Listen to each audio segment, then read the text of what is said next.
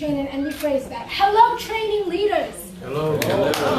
Each one of you here, whether you know it or not, is a leader. You filled out the application, you waited for a response, you reached out when you heard of the event, and you responded to the call to action. You told your friends to sign up. You talked with your professors or bosses and said, being a leader in the fight for the vote is a priority. You submitted your videos and essays. Yes, you were chosen to be here. But make no mistake, each one of you here is a leader, and you guys made an important step to do something worthwhile. You are all leaders, and as leaders, you have a responsibility. Yes, today we're going to talk about social media, about using social media to organize and create successful civic engagement events. But do you know who will be creating those events? Every one of you. So part of organizing these events is convincing people to listen to what you have to say, is accepting, embracing, acknowledging that you are a leader, an influencer. And people will look to you and how you present information. They will trust what you put out there and the events you endorse and put your passion into. You have to take care to understand that as a leader, you have a responsibility to not spread misinformation, to not respond how you may want to haters and ignorant people when you represent an organization. Haters and ignorant people. There are a couple foundational principles to understand when you represent an organization or an event on social media, and also guide you through how to create successful social media campaigns. But first, let me tell you who I am and why you should even listen to me, other than I'm a presenter at this training and you see me running around. My name is Caitlin Cobb. I'm a 27-year-old millennial. I currently serve as social media director and executive assistant of the Transformative Justice Coalition, or TJC, and also an assistant to Barbara Arnwine. Yay! In my role at TJC, I also serve as staff for the National Coalition for Voter Justice, staff for the Voting Rights Alliance, staff and organizer of the African American Women in the Law Conferences, social media director and assistant to Barbara Arnwine for the Civil Rights Coalition on Police Reform, and have served as social media director for Lift Our Vote. I also do freelance work for a client, and in June of this year was offered and accepted a position on the board of the Purple Project, a Cleveland-based nonprofit that focuses on foster youth, as well as a position as a client engagement specialist in Speak Up, Speak Loud, which is a for-profit that assists in the management of public speakers. I was born in New York and raised in Glen Burnie. In August of 2016, I officially earned my associates in paralegal studies at Anne Arundel Community College. I'm back in school at the University of Maryland University College, UMUC, now known as University of Maryland Global Campus, to get my bachelor's majoring in legal studies and minoring in business management. In my personal time, if there's any left, I'm a singer-songwriter who hosts a weekly karaoke live YouTube show, which last night just had its 100th episode. Yay! I'm not only a mother, but also a community and social media activist advocating for civil rights and for people to love who they are. In 2015, I marched in the protest in Baltimore City in the wake of the killing of Freddie Gray. And this is before I even met Barbara. During this time, I created over 300 #BeMoreUnited stickers and passed them out to spread unity. I have a heart for those in need and know how to best help them because of training such as this that I'm so privileged to be able to attend because of the people I work with in my life, and because I was once in a similar position, having dealt with a 5-year-long stretch of near uninterrupted homelessness until September 2015. I'm in the process of working to open my own social media company, as well as 2 nonprofits, one for unification services and one for homeless people.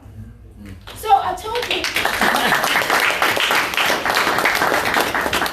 you a little bit about me and why you should listen to me when it comes, but why should you listen to me when it comes to social media and successful civic engagement campaigns? Titles sound fancy, but when you hear social media director, it's easy to think that's just some young person that knows a little bit more about social media than their boss. So what makes me an expert in it and civic engagement? I manage over 25 social media accounts, including my own, across various platforms. On Facebook, that's 5 profiles, 10 pages, and 2 groups. On Instagram, that's 4 profiles. On Twitter, that's 10 profiles. On LinkedIn, that's 2 profiles. On YouTube, that's 4 channels. And on Nimsys, Reddit, DLive, that's 1 profile each. I also have a weekly 5 to 15-minute social media radio show segment called Sound the Alarm that airs during the WOL 1450 AM broadcast, Igniting Change with Barbara Arnwine, and also features an article counterpart.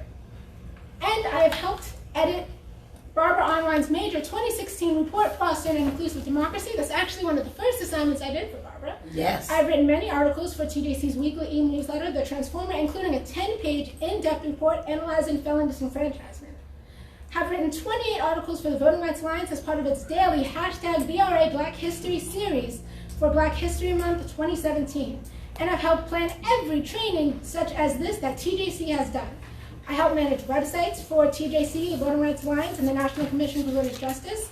I helped plan and spoke on 2 panels at the 2016 African American Women in the Law Conference. And I was on a panel during the 2019 National Voting Rights Planning and Strategy Conference. And I've also worked in a few of the TJC and Voting Rights Alliance election command centers.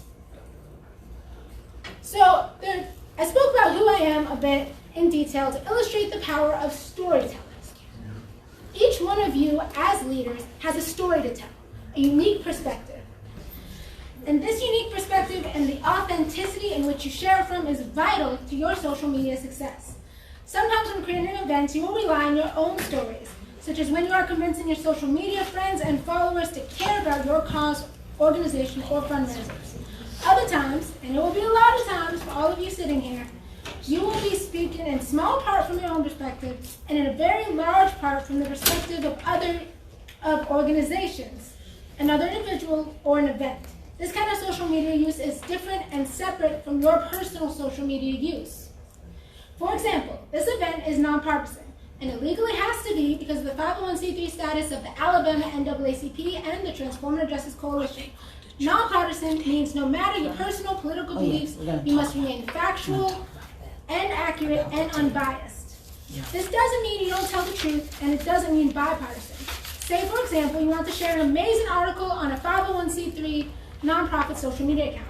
It hits every point home. It's based in fact. It doesn't lean one way or another, but uh-oh. The title of the article says, Keebler Elf Jeff Sessions visits Alabama, or Beto O'Rourke would be a disaster for the country. You can no longer use the article. Sometimes it's reversed, and the first line of the article is horrendously biased, but the rest of the article and its headline are fine. You can't use those articles either. With nonpartisan work, it's not just about an article saying do or don't vote for someone. It's also an article leading people in a partisan way. And the last thing you want is for you or your organization to be called out for being partisan if it is supposed to be nonpartisan. If you work for a 501c4 nonprofit, then you're allowed to be partisan. But there are going to be other restrictions. Every time you are not talking as yourself in a personal role, you need to understand the limitations your speech may have. Otherwise, you risk getting that organization into trouble. In this training, we are focused on nonpartisan work. Personally, you can post whatever you want, but say, for example, you volunteered at one of the Alabama NAACP events, and you said you were good with social media, and so you were tasked to assist in that role. When given the authority over the Alabama social media accounts to live tweet or post pictures or live stream, you have to be careful what you post. You can hear someone make a great point that you personally agree with, but if it is partisan in any way, you cannot put it out on the organizational social media. And while yes, this completely nonpartisan approach doesn't apply to you personally, you may still want to keep your handles nonpartisan as well. For example, say Barbara asked you to be on her radio show, which I live tweet.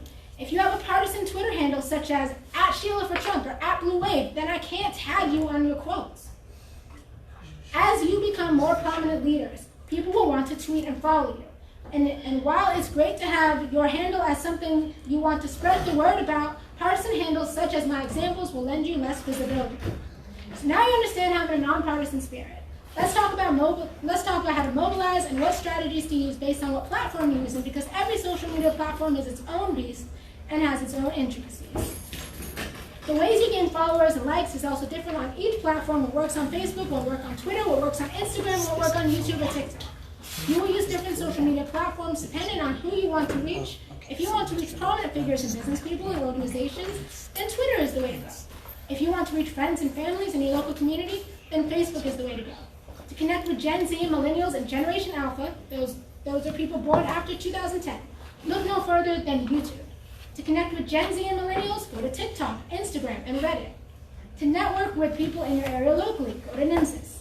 If you want to reach people based on activities they like, well, you can go to Twitch, Mixer, Amino, DLive, and so many other social media platforms.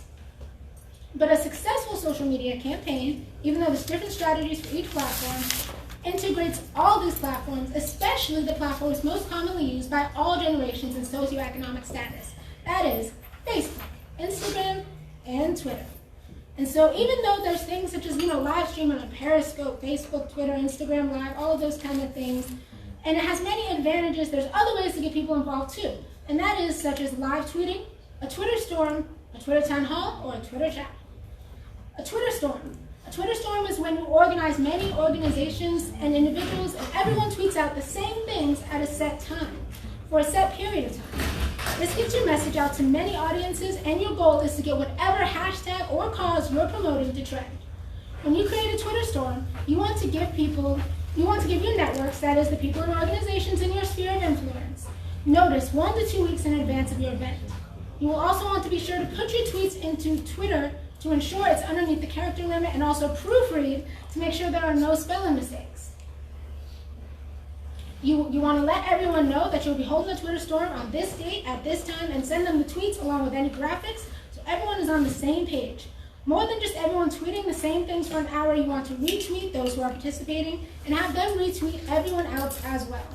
On Facebook, you want to share posts of those participating. On Instagram, for any posts with graphics, you can repost someone's Instagram post using an app called Rebrand. Rebrand even gives you the option to have that person's handle watermarked to the bottom left corner, so you're always giving credit and receiving credit. When creating hashtags, make it something people can easily remember. Keep it as short as you can while still conveying your core message. If you plan to do a Twitter storm often around the same issue, then create a general hashtag and an event-specific hashtag. For example, say you want to create a Twitter storm around police brutality. Create or use a general hashtag such as Black Lives Matter or even End Police Brutality. What is your event or the idea that you're trying to promote, or the mantra that you want to say about this event? If you want to convey that we're not free until all of us are free, or promote the need for intersectionality and racial unity in the fight to end police brutality, you can use a specific hashtag such as not free until. One of these tweets could then look like this: not free until black and brown bodies aren't shot in the streets, hashtag end police brutality. If you take a quote from a source, be sure to leave a link to the source for people to get more information and so that they know it isn't your work. This also allows you to tag this organization or website if they have a Twitter and get even more exposure. Make sure you also read the whole source before posting. Police, for example, police killed 1,147 people in 2017. Black people were 25% of those killed, despite being only 13% of the population. I put the source there, that's killedbypolice.net. Hashtag not free until, hashtag end police brutality. Another tip for using hashtags in organizing is to look up what hashtags are trending in the field you are concerned about. For example, if you're concerned about environmental justice, right now, hashtag Team Trees is a good hashtag to jump on. Hashtag Team Trees has raised over $12 million since October 25th through a partnership with the Arbor Day Foundation to plant 20 million trees. And it's popular with Gen Z and millennials because it was started by 20-year-old YouTuber Mr. Beast. And so then, if you're tweeting about environmental justice, you can use your specific hashtag, but also jump on Team Trees. That will give you more exposure. The other thing that you're going to want to use is, finally on hashtags, be prepared for some people to go off script, and that your hashtag may be negatively used by people who are opposed to your message, especially the more widely your hashtag is distributed. This means you're doing something right. On social media, it's easy to get frustrated by the haters and the ignorant, but remember, haters are your #1 fans. You always want to correct ignorant people with professionalism and sources and know how to use your time wisely. Know when to hit that block button and know when to say, this person just needs information and education. In the Twitter town hall, that's just when it's basically an internet call and answer. Your main goal in Twitter town hall is to prompt discussion using a question and answer format. For example, say you want to get more students to talk about voting on campus. Create a Twitter town hall centered around it. One of the tweets could be, Q1. Where is the polling place in our campus? Hashtag Troy U votes, hashtag Troy votes matter. And then 2 minutes later, you tweet out the answer. But it also gives other people a chance to respond to the answer, and you're creating a discussion. So you spread that around campus. And lastly, to end things here, follow us. Every time that you go out and you speak on behalf of yourself or somebody else, put up those hashtags, well, not those hashtags, put up those handles and tell people to follow you. So, follow the Transformative Justice Coalition on Facebook at tjc.dc and on Twitter at tjc_dc. Civil Rights Coalition on Police Uniform. They're all right up there. If you want, you can take a picture of that. And yeah, anyone? Am I taking questions? Was I loud enough? I'm sorry, I didn't use the mic. Yes. Yay! Yeah, I know. I was impressed. I'm never loud enough. All right, Okay, now. any questions? Get in there. Okay. I wanted to ask about the messaging aspect of 501c4s. Like, I completely understand from accounting perspective, Yes. you can't spend more than 50% or something like that. So or it's got to be less than 50% on. No. partisan. No. 501c3s? Yeah, 501c4. much less. Oh, for C4s. So, Okay, I don't know the C4. when that comes to communications on, say, Twitter, does that mean if you do one partisan tweet, you have to do two They haven't nonpartisan counted. They haven't tweets? come up with a Is way it- to is count that it yet. What's that? They really haven't come up with a way to count the social media yet. That's the good news. So it's just kind of unclear. Yeah, well, and let's clarify. You're talking about a 501c3 or a 501c4? 501c4. Right. So for a C4, part of the thing is the trade-off is you don't get the tax exempt status. Right. Which means, though, there is no limitation Right. on your ability to lobby directly or speak out to include on social media. Where the limitations tend to come in is on the 501c3 side. Yeah. As far as the designation of tax exempt status, where as long as it's not legally, as long as it's not the predominant effect of what you are doing. I thought by its very nature, a 501c4 was tax exempt. You just can't write No. off donations. No. No. Go No, ahead. you can't. You can't write off. So if someone can't write off that debt, Right. But you still have. There is no. The limitation is not there as it is with the 501c3s. Yeah, and let me be clear, everybody. The 501c3 is for educational organizations. It's the concept. It means that everything we do, all the litigation we do, we consider that public education, right? All the advocacy we do, we consider it public education. But the one thing I want people to be very clear on is that if you do a campaign where you are talking to Congress and saying, pass this legislation, which we do, or we're saying to Congress, we support this bill, that is what's called it's called a electoral action. So we do have to report the time we spend on it, how much time we spend, and any money we spend. Correct.